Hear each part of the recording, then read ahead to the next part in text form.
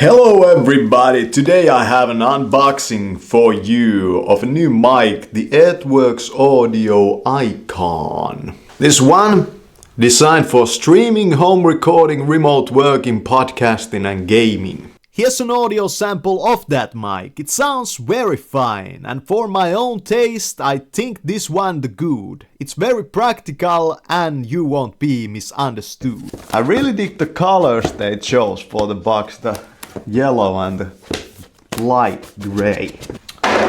Now, let's see. Welcome. Your voice loud and clear, and now for the next year. Here's the actual microphone.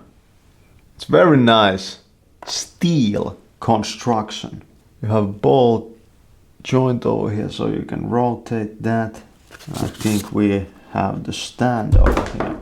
The thing I didn't like about this microphone was that the connection is not USB-C, it's that older type USB. This part comes off and that's how it looks like. That's a pretty different design from what I have seen in other condenser microphones. Headphones can be plugged into here. We have two really nice cables. This one a USB-C and the other end goes to here. And this one is the USB-A.